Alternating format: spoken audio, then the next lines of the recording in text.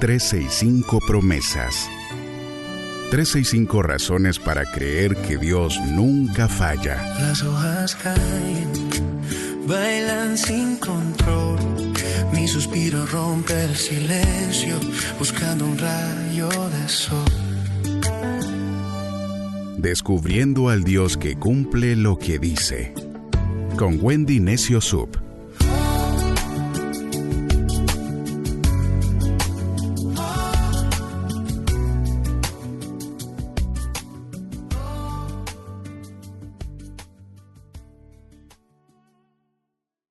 ...6 de junio, promesa 157... el Dios que sostiene lo que tú no puedes sostener.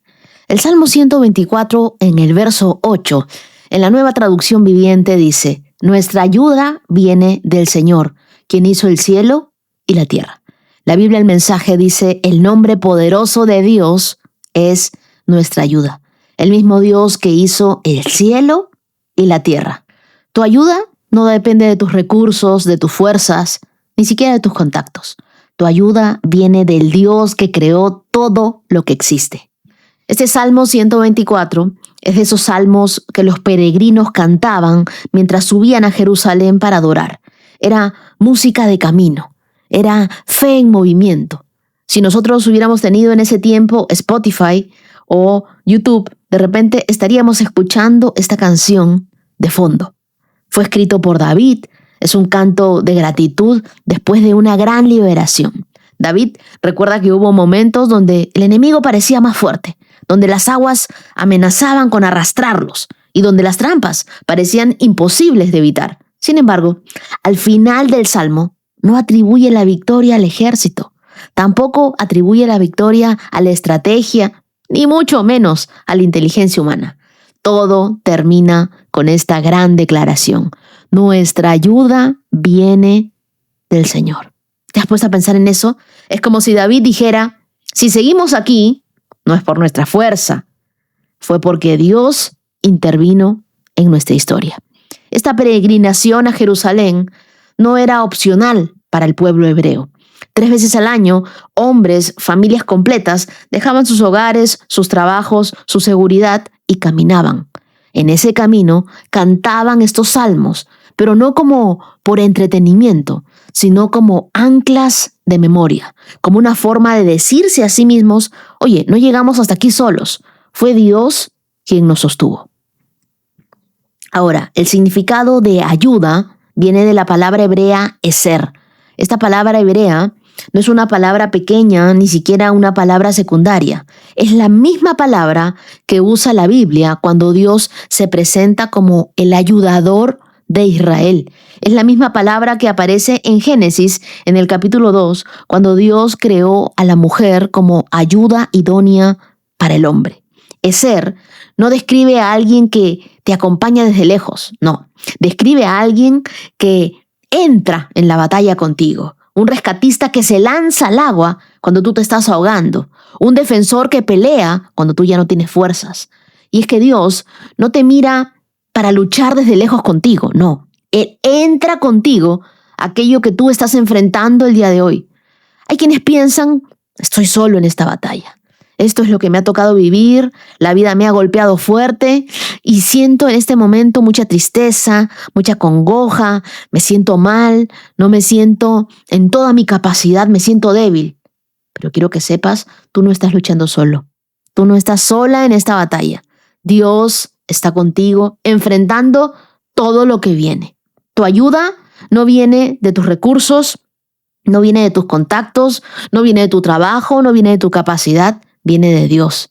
Muchos de nosotros le pedimos ayuda a Dios como si le mandáramos un mensaje a alguien que está lejos, esperando que quizás nos responda.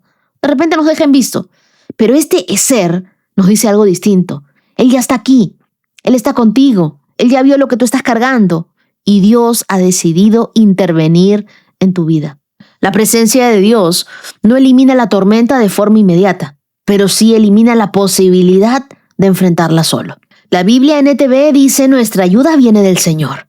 Pero la Biblia, el mensaje, agrega algo que no puedo dejar pasar, no puedo ignorar. Dice: el nombre poderoso de Dios es nuestra ayuda.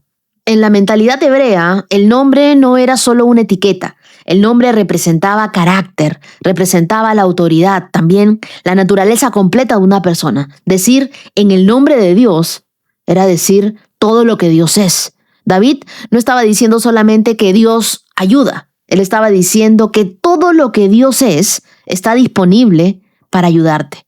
Su sabiduría te ayuda. Su paz te ayuda. Su provisión te ayuda. Su amor te ayuda. Su perdón te ayuda. Su fidelidad te ayuda. Cuando tú llegas al final de tus fuerzas, estás llegando apenas al comienzo de las fuerzas de Dios. Lo que tú llamas el final, Él lo llama el punto de partida. Pero ¿sabes qué pasa? Que el error más común de nosotros es intentar sostener solo lo que Dios puede cargar. Nosotros nos creemos Dios. Nosotros creemos que podemos cambiar las circunstancias, cargar a nuestra familia, cargar con nuestro hijo, cargar con las debilidades de alguien, cargar con el estilo de vida de esta persona. Y pensamos que nosotros estamos llamados a cargar con todo. Todos tenemos temporadas donde sentimos que ya no podemos sostener algo más. Una persona sosteniendo un matrimonio herido. Alguien sosteniendo un diagnóstico médico muy difícil. Otro sosteniendo una deuda. Uno más sosteniendo una espera interminable. Una madre intentando sostener a su familia entera con sus propias manos. Y Dios parece acercarse y decir: yo nunca te pedí que cargaras solo o sola aquello para lo que yo fui diseñado. Imagina a un niño pequeño intentando mover un piano. Puede empujar durante horas sin lograr mover nada. Pero cuando llega su padre, el peso no desaparece, simplemente cambia de hombros. Eso es exactamente lo que ocurre cuando nosotros aprendemos a depender de Dios. Porque no es que el problema se evapore. No, el problema no se va.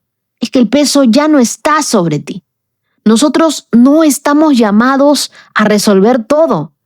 Es imposible tratar de resolverle la vida a todos. Nosotros estamos llamados a confiar en que Dios ya resolvió todo. Es distinto, ¿verdad? La autoconfianza no es una virtud espiritual. Es una trampa del enemigo. Porque cuando tú confías en tus propias fuerzas, estás tomando el lugar que le pertenece a Dios. David podía haber terminado diciendo: nuestra ayuda viene del Señor. Y eso ya era suficiente. Pero él agrega algo más: quien hizo el cielo y la tierra. ¿Y sabes qué? Nada, absolutamente nada está de relleno en la Biblia. Esto no es un dato biográfico, no, es una afirmación teológica que cambia absolutamente todo.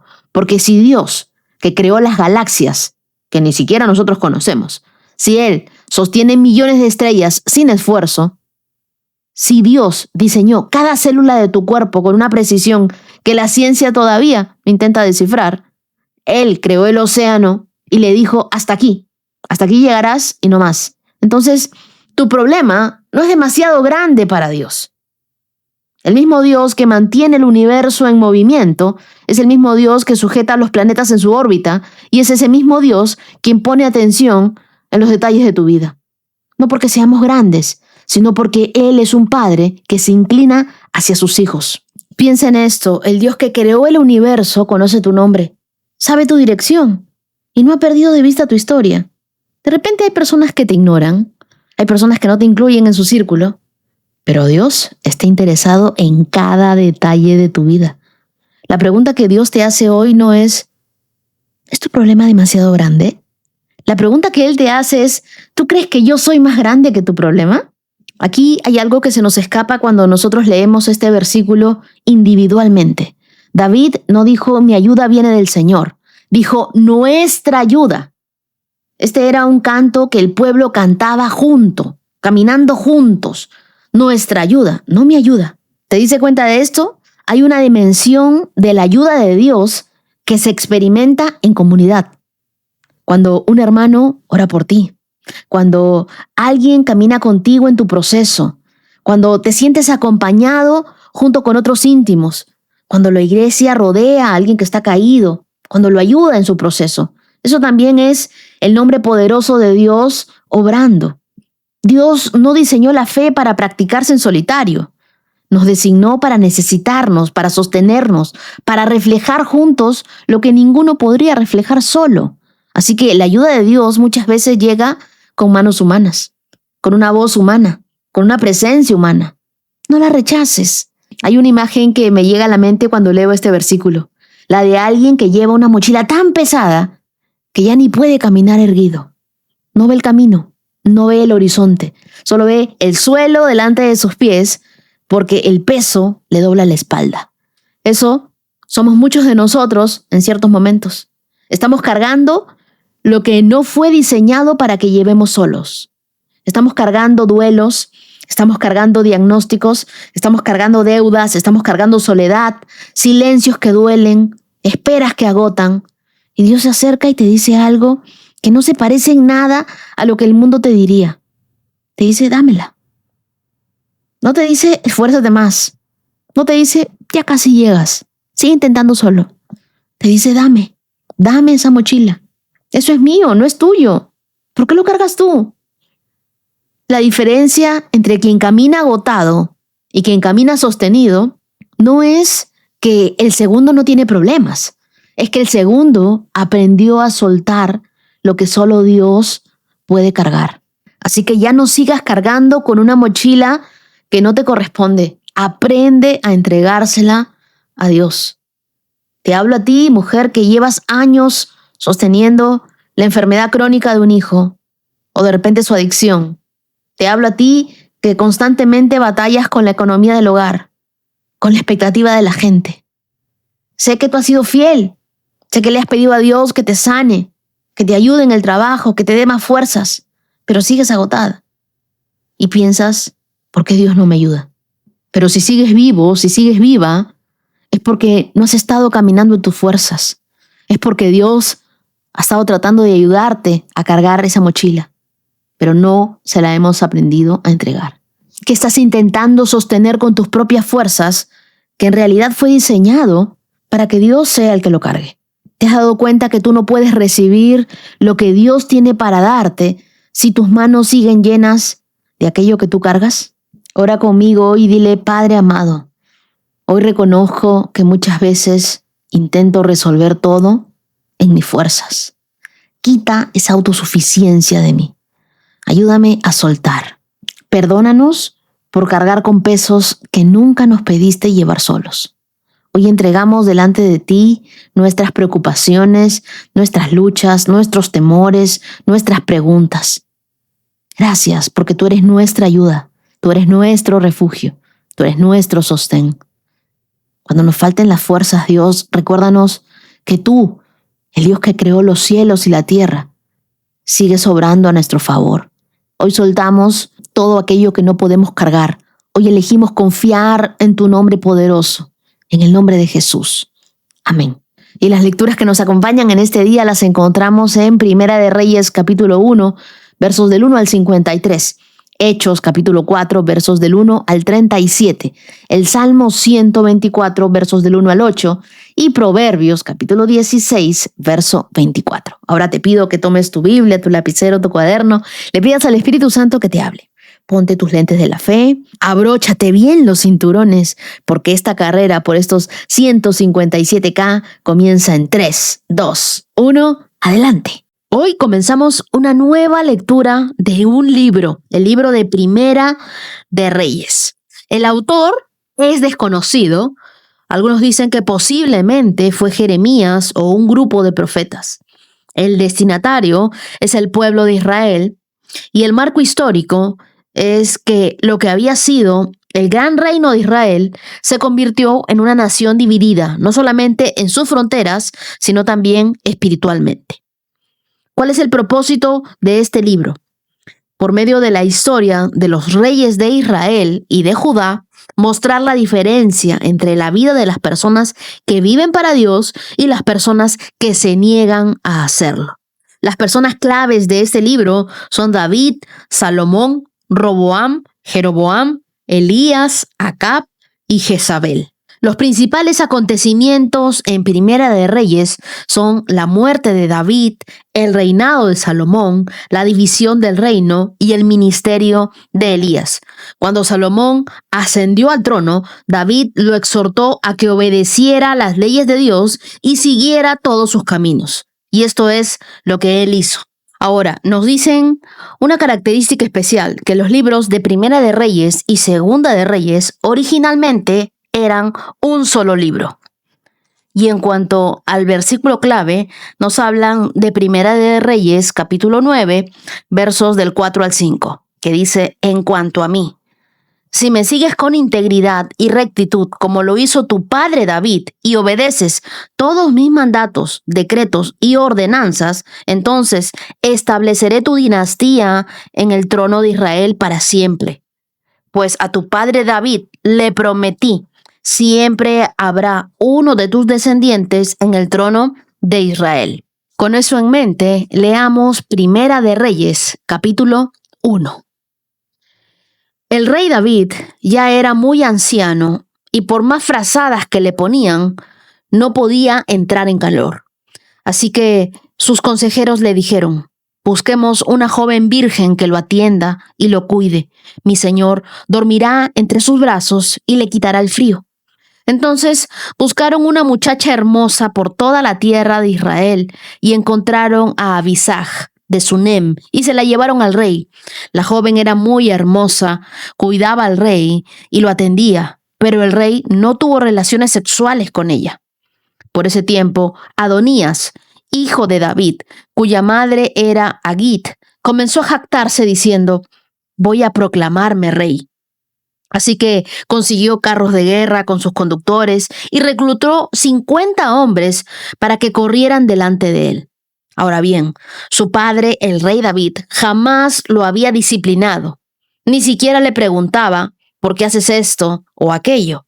Adonías había nacido después de Absalón y era muy apuesto. Adonías se apoyó en Joab, hijo de Sarvia, y en el sacerdote Abiatar. Ellos aceptaron ayudarlo a llegar a ser rey. Sin embargo, el sacerdote Sadoc y Benaya, hijo de Joiada, junto con el profeta Natán, Simei, rey, y la guardia personal de David, se negaron a ayudar a Adonías. Adonías se dirigió a la peña de Sogelet, cerca del manantial de Enrogel, y allí sacrificó ovejas, ganado y terneros engordados. Invitó a todos sus hermanos, los demás hijos del rey David, y todos los funcionarios reales de Judá. Pero no invitó al profeta Natán, ni a Benaya, ni a la guardia personal del rey, ni a su hermano Salomón. Entonces Natán fue a ver a Betsabé, la madre de Salomón, y le preguntó: ¿no te has enterado de que el hijo de Hagit, Adonías, se proclamó rey y nuestro señor David ni siquiera lo sabe? Si deseas salvar tu vida y la de tu hijo Salomón, sigue mi consejo. Ve ya mismo a ver al rey David y dile: mi señor, el rey, ¿acaso no me hiciste un juramento cuando me dijiste definitivamente tu hijo Salomón será el próximo rey y se sentará en mi trono? Entonces, ¿por qué Adonías se ha proclamado rey? Y mientras tú aún estés hablando con el rey, yo llegaré y confirmaré todo lo que le has dicho. Entonces Betsabé entró en la habitación del rey David.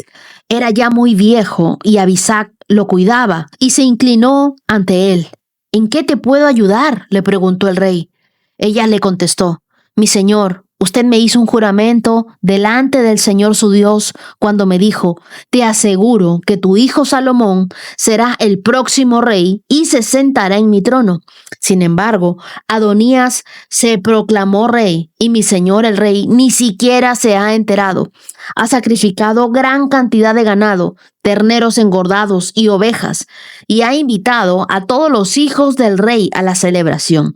También invitó al sacerdote Abiatar y a Joab, comandante del ejército, pero no invitó a su siervo Salomón. Y ahora, mi señor el rey, todo Israel está esperando que usted anuncie quién será el próximo rey.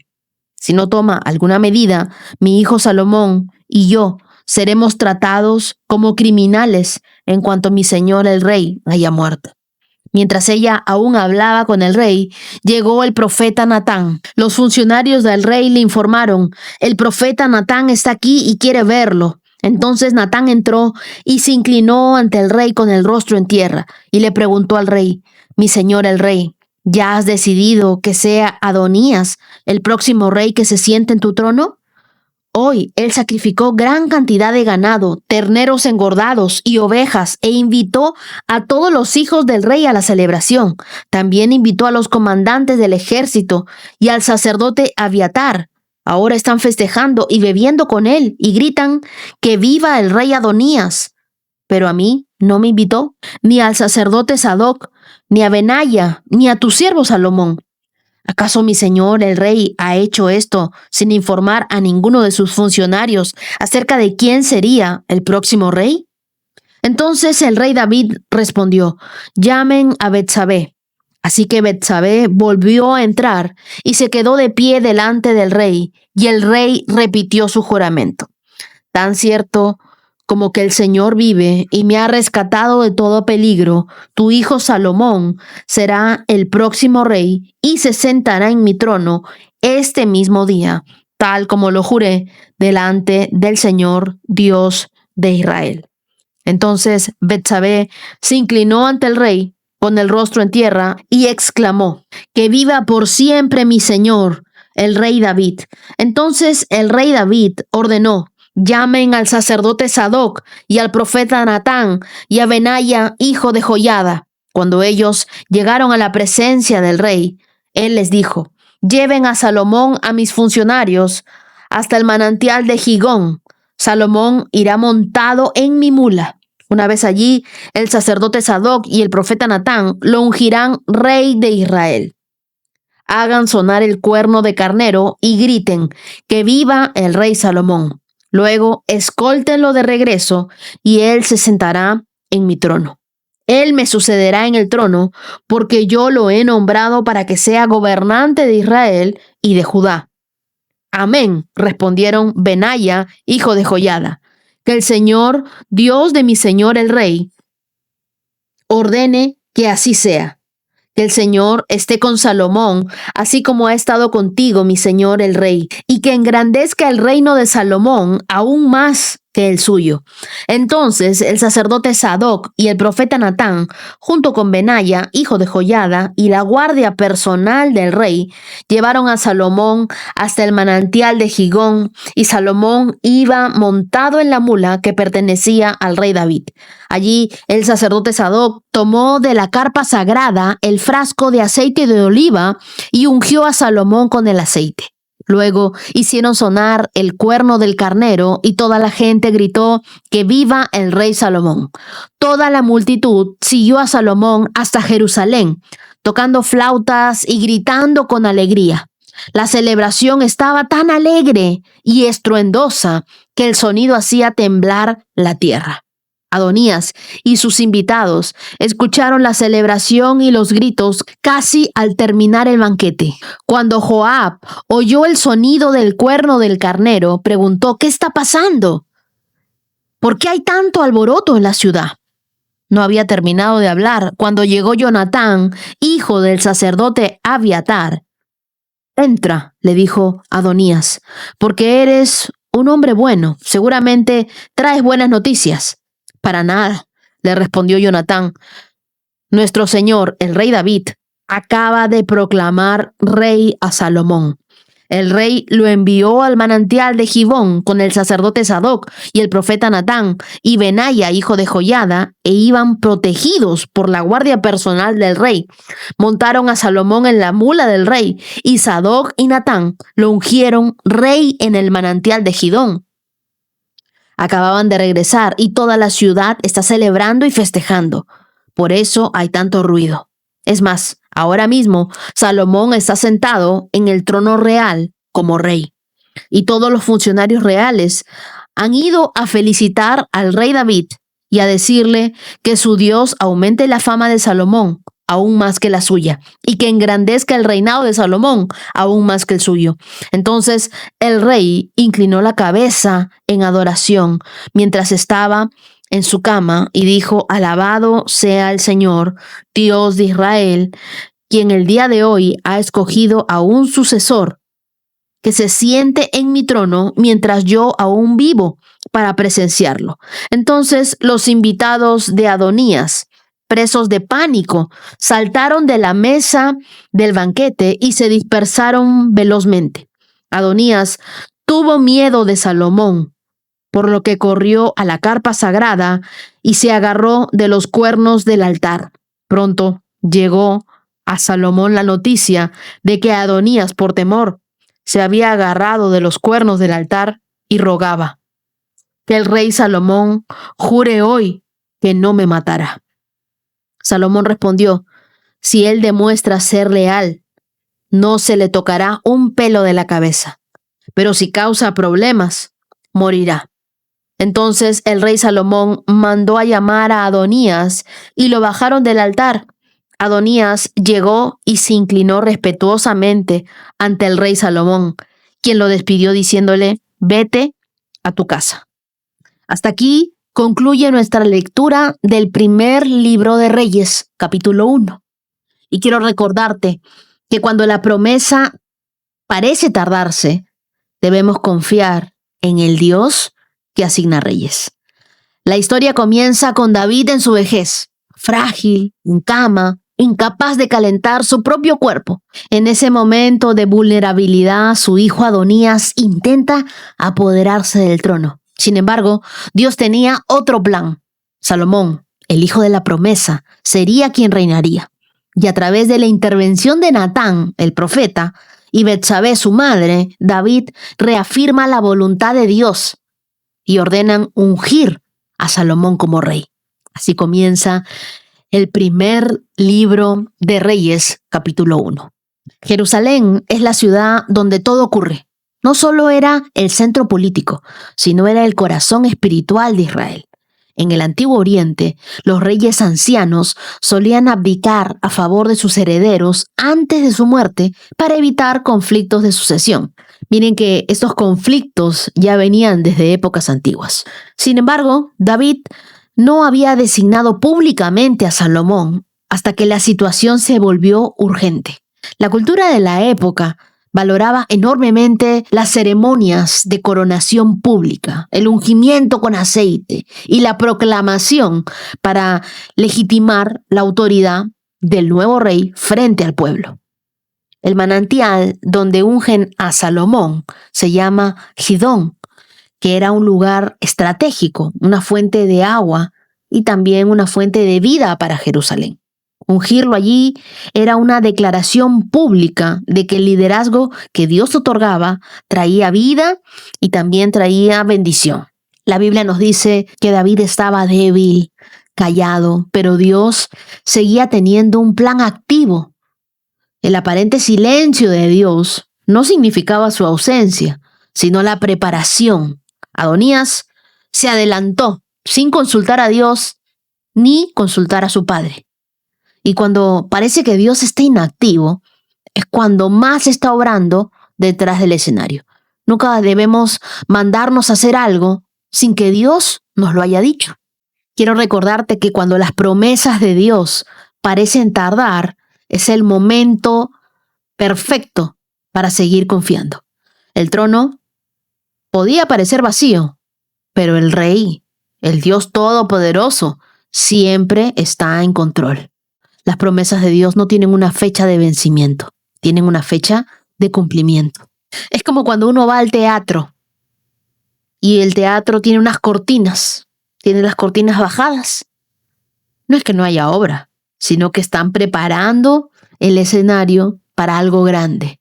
Cuando se abran las cortinas, ahí veremos la obra grande, majestuosa. Lo mismo sucede con Dios. De repente tú ves el día de hoy las cortinas bajas, pero no es que Dios no esté obrando. Dios está obrando tras bambalinas. Dios está orquestando tu milagro. El silencio de Dios nunca es la ausencia de Dios, porque ya nosotros sabemos que con nosotros está el Espíritu Santo. Nunca estamos solos. Adonías se autoproclamó rey sin un mandato divino y sin permiso de su padre David. Y es que el orgullo siempre busca adelantarse a los tiempos de Dios. Tenemos que mantenernos en humildad. El orgullo es ese eco vacío de un corazón que no ha aprendido a esperar en Dios. Si tú te impacientas, si tú haces las cosas porque ya urge, tienes que aprender a desacelerar y esperar el tiempo de Dios.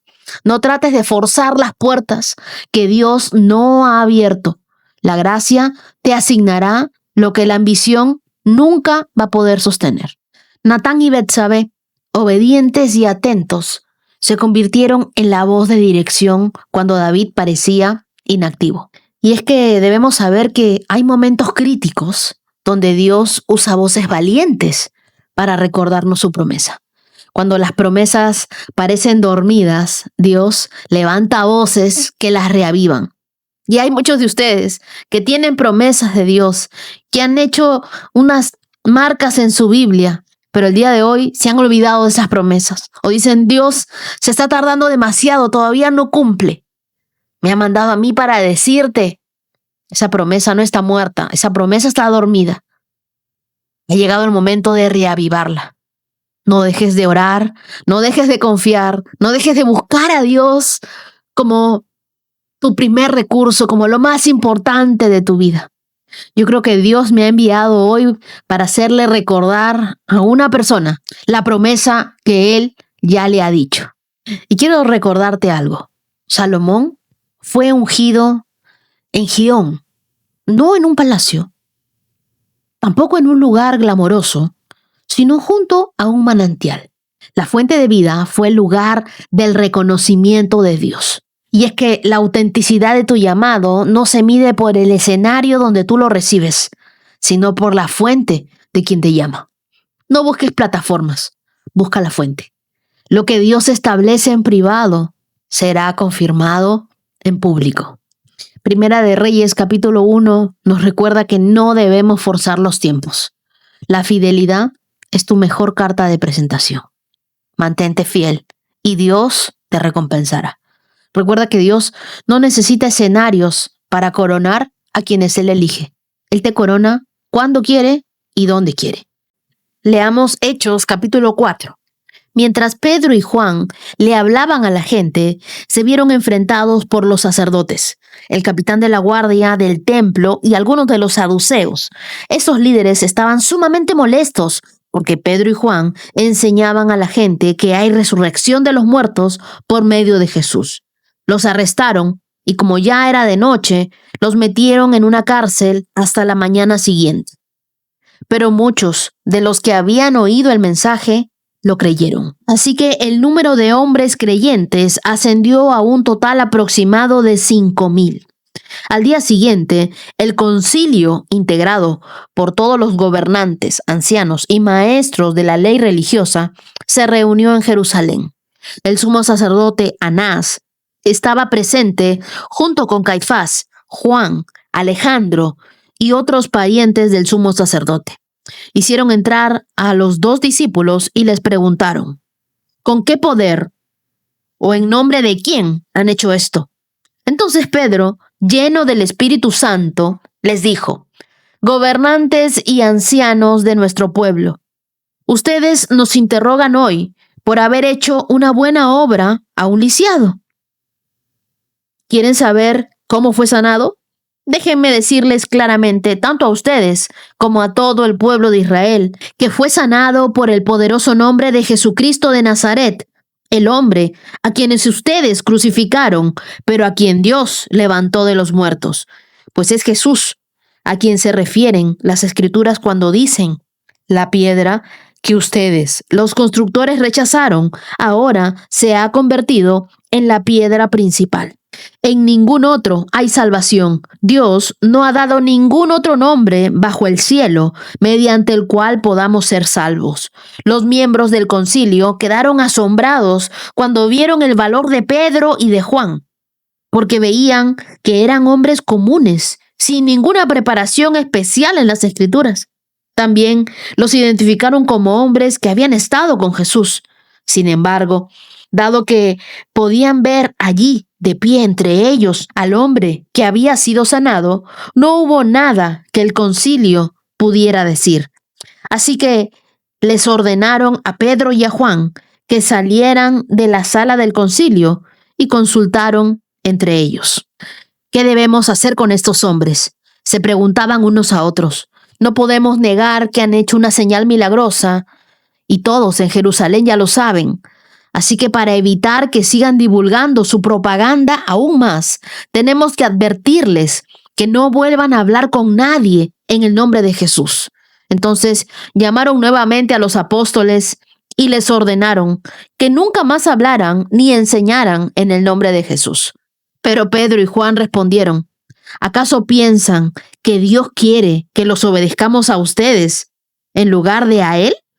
Nosotros no podemos dejar de hablar acerca de todo lo que hemos visto y oído.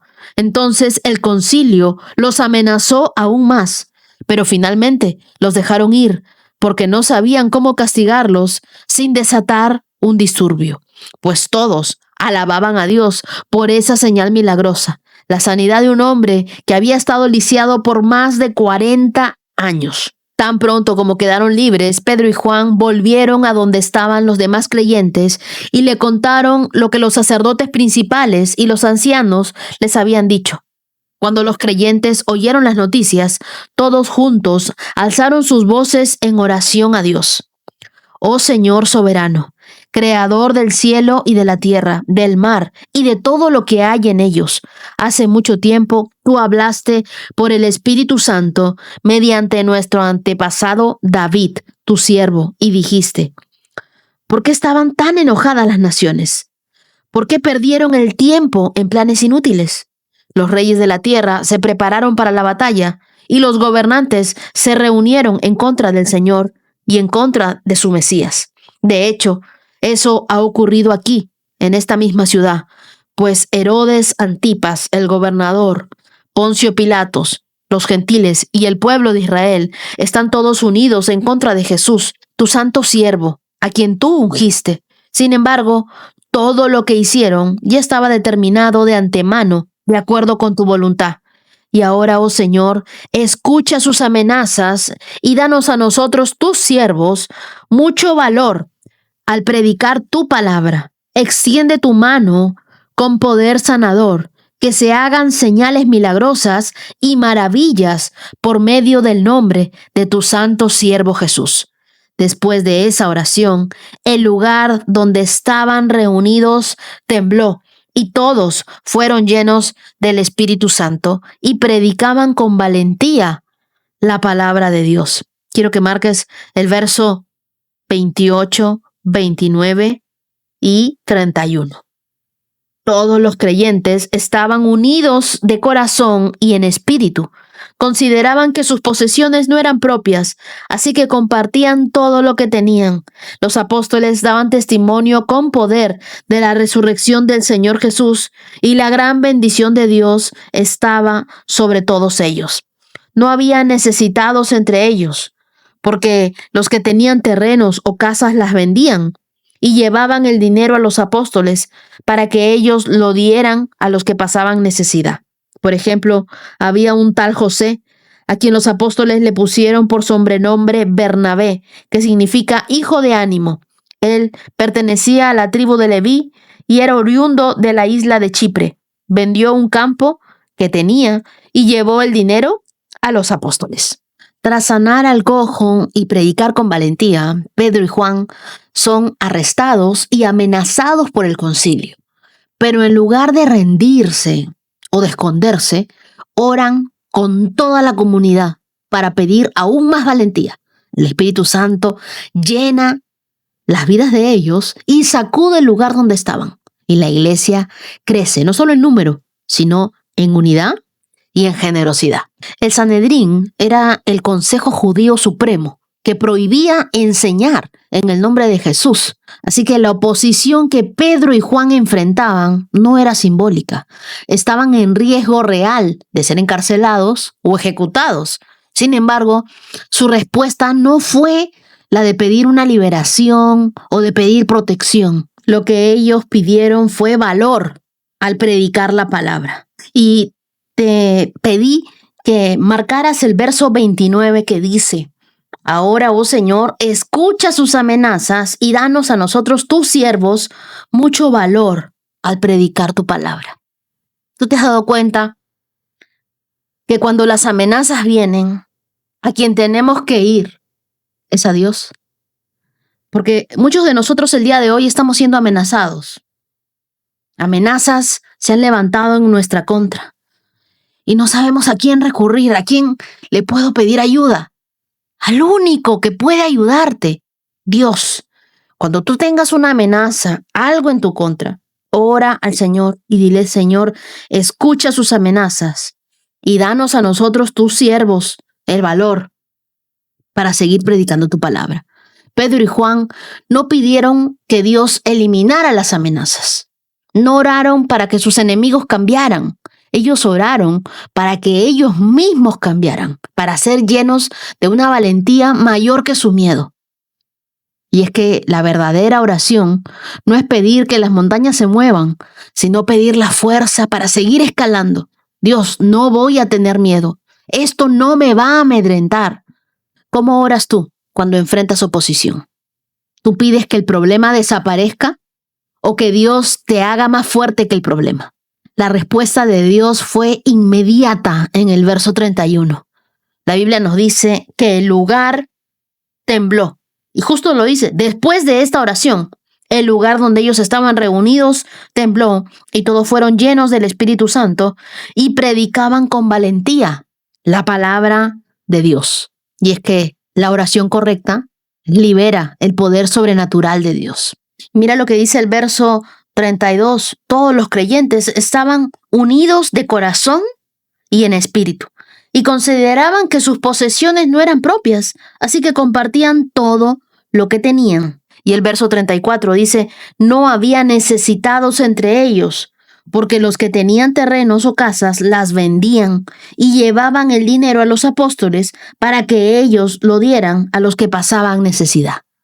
El resultado de estar llenos del Espíritu no solo fue valentía para predicar, sino generosidad para compartir.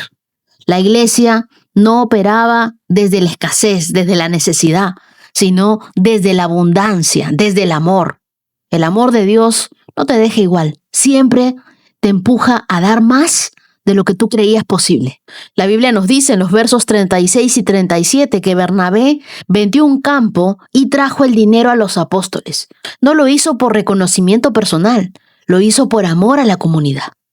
La generosidad no es una obligación religiosa, es una respuesta natural a un encuentro real con Dios. Ponte a pensar, ¿qué podrías compartir hoy que aligere la carga de otro?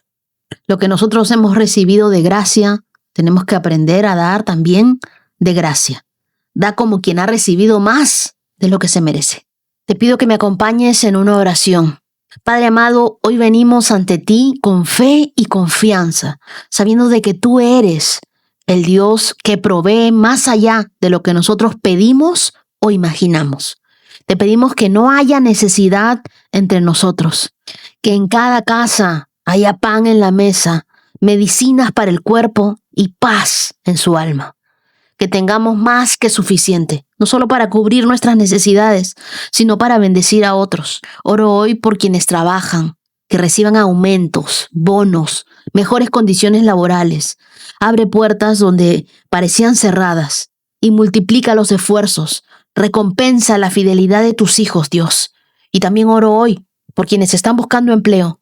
Señor, pon en sus manos trabajos dignos, el trabajo de sus sueños, lugares donde ellos puedan crecer, donde ellos puedan estar en casa, ser luz. Provee para quienes necesitan medicinas, tratamientos. Sopla vida, provisión, sanidad sobre cada necesidad médica, financiera y emocional. Hoy clamamos por justicia. que se puedan cancelar las deudas, que se devuelva todo lo robado, que cada pérdida se convierta en una herencia del cielo. Señor, tú conoces los anhelos más íntimos de cada corazón. Concede conforme a tu bondad y a tu perfecta voluntad. Abre los cielos y derrama favor. Y recuerda a tus hijos que tú eres el Dios que nunca falla, que siempre cumple con su promesa, que tú eres nuestro proveedor. Obra de manera abundante, sobrenatural. Confiamos en tu fidelidad y te damos gracias porque sabemos que tú estás obrando ahora en nuestras vidas. Dios, en un mundo que nos invita al miedo, al egoísmo, enséñanos a orar con valentía, a dar con generosidad.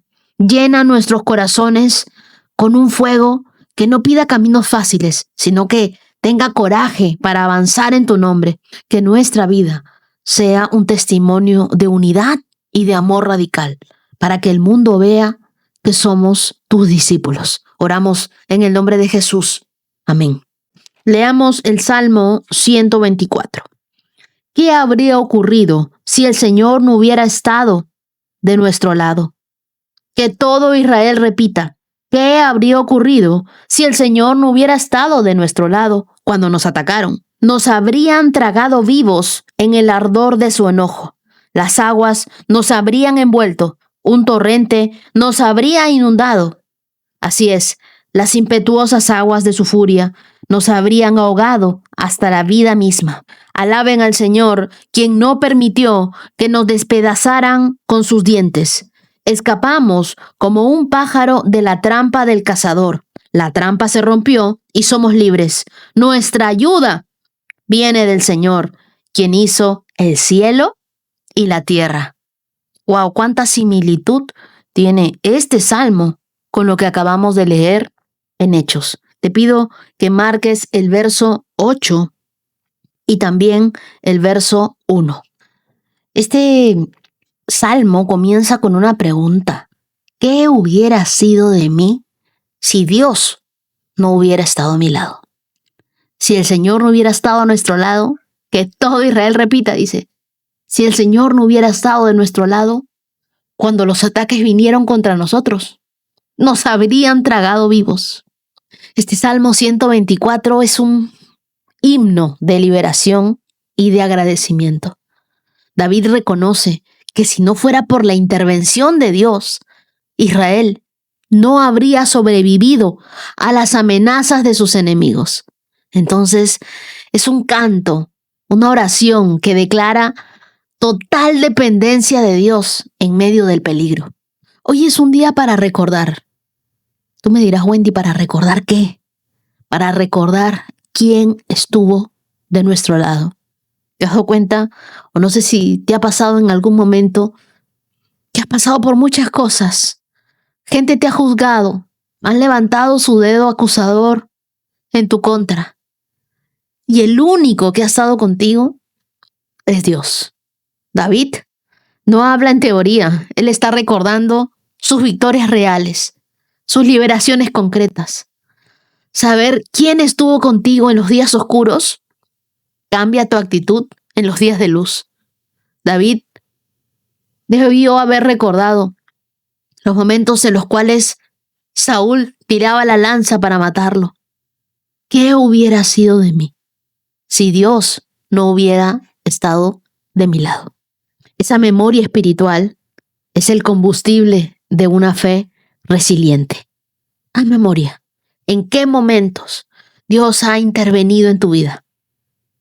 Recordarlo no solo edifica nuestra fe, sino que nos prepara para confiar en Dios en las próximas batallas. De pensar, ¿qué hubiera sido de nosotros si Dios no nos hubiera alcanzado? Si Dios no nos hubiera defendido, si Dios no nos hubiera protegido. Hace poco hubo una revisión técnica de gas en mi casa. Después de que se fue el técnico, mi mamá prendió una de las hornillas para cocinar y se encendió todo el tablero de la cocina. Mi papá vino y apagó la llave general del gas y también apagó el fuego. Al día siguiente, llamamos a otro técnico para que viniera y tratara de solucionar el problema. Cuando viene ese otro técnico, nos dice: aquí hay una fuga de gas. Si ustedes encendían la llama nuevamente, esto pudo haber sido una tragedia. Dios nos libró. Mira lo que dice el verso 3. Nos habrían tragado vivos. David usa imágenes fuertes para ilustrar cómo habría sido el desastre sin la intervención de Dios. Es como un recordatorio de que no es nuestra astucia ni nuestra fuerza lo que nos salva. El peligro no es el problema. El problema es enfrentar un peligro sin Dios. A veces nosotros subestimamos las batallas que no vemos. ¿Cuántas veces ha Dios impedido cosas que ni siquiera imaginamos? Entonces, no camines con autosuficiencia. Camina bajo su cobertura. Déjate guiar por Dios.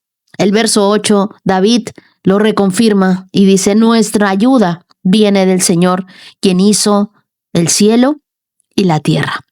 David cierra recordando que el Dios que los rescató no es cualquier Dios, es el creador del cielo y de la tierra.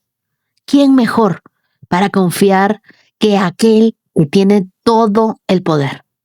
Cuando tú sabes quién está a tu favor, dejas de temer quién está en tu contra. El tamaño de tu fe será siempre proporcional a tu visión de quién es Dios. Recuerda que tu ayuda no es limitada, porque viene de un Dios infinito. Así que la ayuda de Dios es ilimitada. Dile hoy conmigo a Dios: Dios, gracias porque has estado a nuestro lado. Gracias porque cuando las aguas amenazaban con arrastrarnos, tú estabas allí. Cuando las trampas se cerraban, tú las rompiste. Hoy recordamos tus maravillas y descansamos en la certeza de que nuestra ayuda viene de ti, el creador de todo. No temeremos porque confiamos en aquel que nunca ha perdido una batalla. En el nombre de Jesús. Amén. Y por último leemos Proverbios capítulo 16, verso 24. Dice: las palabras amables son como la miel, dulces al alma y saludables para el cuerpo. En el Antiguo Oriente, la miel era uno de los productos más valiosos y apreciados. No solo endulzaban los alimentos, sino que también se usaba con fines medicinales, tanto para el cuerpo como para sanar heridas. Salomón, el autor de este proverbio, usa esta imagen conocida para enfatizar el impacto positivo de las palabras amables. Para los hebreos, las palabras no eran simples sonidos, eran portadoras de vida o de muerte. Existe un poder sanador de las palabras, así que en un mundo donde las palabras suelen ser armas, una palabra dulce puede ser un bálsamo poderoso. Las palabras tienen el poder de sembrar vida en un corazón seco o de arrancar la esperanza de raíz. Así que, ¿cómo van a ser las palabras que salgan de tu boca? ¿Como la miel que sana o como veneno que hiere? Te pido que nunca subestimes el impacto de un mensaje de aliento. A veces una palabra amable no solo levanta el ánimo, sino que literalmente mejora la salud de alguien. Te cuento que leí una historia de una maestra que decidió escribir una nota de aliento a cada estudiante antes de un examen importante. Palabras como: confío en ti, eres capaz, tienes todo lo que necesitas. Ese año, sus alumnos no solo mejoraron sus calificaciones, sino que reportaron menos estrés y más confianza en sí mismos. Las palabras dulces cambiaron no solo su rendimiento, también su bienestar. Decide ser intencionalmente dulce en tu comunicación diaria. Y quiero que recuerdes algo. Una palabra amable no cuesta nada, pero puede cambiarlo todo. Y así llegamos a nuestro 157K y ahora te invito a escuchar el testimonio de Tania desde México. Quiero compartir mi testimonio, ya que Dios me ha demostrado su amor de muchas maneras. Pero cuando las cosas salen así de perfectas, siento que me confirma que estoy cumpliendo su voluntad y su propósito. Te cuento que yo tengo más de 5 años en un trabajo que me gusta mucho y me hace feliz, pero que tengo que viajar todas las semanas y dejar a mi familia 3 días. Nunca me había sentido cansada porque soy agradecida con mi trabajo, pero en el fondo de mi corazón siempre deseaba ya no tener que dejar a mi hija y a mi esposo solos tanto tiempo. En mis oraciones siempre decía, Señor, si es tu voluntad, ayúdame a ya no tener que separarme de mi familia tanto. Pero si no lo es, ayúdame a disfrutar y que no entre la queja en mí. Supe que iba a haber algunos cambios en la compañía y rápido intenté solicitar pues mi cambio de ciudad. No me daban respuesta, esto fue desde inicios de año, pero para la gloria de Dios, el día de hoy me llamaron de mi trabajo para avisarme que autorizaron mi cambio. Yo pedí solo el cambio, incluso sin ningún ajuste salarial ni nada, y como Dios es todopoderoso y da a manos llenas, me dijeron que autorizaron un incremento de sueldo, incluso hasta un bono de reubicación por los resultados que he tenido. Yo aún no le doy la noticia a mi familia porque quiero hacerlo de una manera especial y también quise primero compartirlo contigo y con todos los íntimos porque se me hace hermoso cada testimonio y cómo Dios y su infinito poder tiene tanto para todos nosotros, tantos testimonios tan bonitos, tantas pruebas de su amor son increíbles. Hoy sé que no hay promesa ni plazo que no se cumpla y que si vivimos en la gracia de Dios, Él siempre encuentra las formas de demostrarnos su amor. A veces yo siento que mi corazón va a explotar de tanto amor que siento por Él y tanta gratitud de saber que su fidelidad siempre me sostiene. Ahora estoy muy feliz de poder dar este cambio y emocionada porque también estoy en un proceso de poder comprar mi casa y sé que en nombre de Jesús todo va a ser posible y pronto espero también contar este testimonio. No dejemos de orar, de glorificar y exaltar el nombre de Dios, que es lo único que podemos ofrecerle y nuestro amor incondicional. Y Él en cambio nos regala hasta los corazones, los deseos, de nuestros corazones. Muchas gracias, Wendy, y saludos a todos los íntimos. Mi querida Tania, qué hermoso lo que Dios ha hecho contigo. Aquí vemos algo precioso. Tú no oraste desde la exigencia, tú oraste desde la rendición y le dijiste a Dios, si es tu voluntad, hazlo. Y si no, ayúdame a no quejarme. Yo creo que ese tipo de oraciones y de corazón son las que mueven a Dios. Dios no solo te cambió de ciudad, sino que también te dio honra, te dio incremento, te dio provisión. Porque cuando Dios abre una puerta, nunca la abre a medias, ¿ah? Él la abre con favor, con más de lo que uno esperaba. Y quiero decirte algo, tu familia también está entrando en una nueva temporada. Eso no es solo un cambio laboral, es una respuesta del amor de Dios para tu casa. Él escuchó tus lágrimas silenciosas, Él vio tus viajes, tu esfuerzo, tu fidelidad, y te está diciendo, hija, yo también cuido los deseos de tu corazón. Te quiero regalar el Salmo 37, verso 4, que dice, deleítate en el Señor y Él te concederá los deseos de tu corazón. Así que hoy celebramos contigo que este cambio sea el inicio de una etapa de paz, de unidad familiar, de descanso y de nuevas puertas. Y también quiero contarte el testimonio de Carla Martínez y de su hija Janiel, una niña que está viviendo algo que solo Dios puede abrir de principio a fin. En diciembre del 2024, Janiel entró a un proceso de selección nacional de flag football. Y desde el primer día, Carla oró con un deseo profundo. Señor, que mi hija quede seleccionada. ¿Y sabes qué? Dios lo hizo. La escogieron. Pero después vino la parte más dura. No todas las seleccionadas viajan a los torneos internacionales. Y en el primer torneo, Janiel no fue elegida. Eso le dolió muchísimo. Carla nos cuenta que verla triste fue difícil, pero ahí volvió a orar y le dijo, Señor, dale fortaleza, sostén su corazón. Y Dios respondió otra vez. Janiel siguió entrenando, siguió esforzándose, siguió poniendo todo en las manos de Dios, aún así sin ninguna seguridad humana. Y luego llegó la llamada que por meses habían estado esperando. Janiel viajará a Panamá. Dios completó el milagro. Y Carla dice, Dios no hace nada a medias, todo lo hace perfecto. Yo creo que este testimonio nos recuerda que Dios abre puertas que ni el esfuerzo ni los méritos pueden abrir. Que Él honra la constancia, la fe, los corazones que siguen firmes, incluso cuando la respuesta tarda. Y aquí vemos el corazón de una mamá que ora, que sostiene, que anima y que presenta la vida de su hija delante de Dios. ¿Y sabes qué? Dios se encarga de responder las oraciones de las madres. De verdad que sí. Janiel no solo fue escogida en lo deportivo, ella ha sido sostenida de forma emocional y eso también es un milagro. Así que felicitaciones a tu niña por su disciplina, por su fuerza, por su fe Y gracias a ti, querida Carla, por recordarnos que Dios siempre completa lo que empieza. Cuando Él hace un milagro, siempre lo hace perfecto.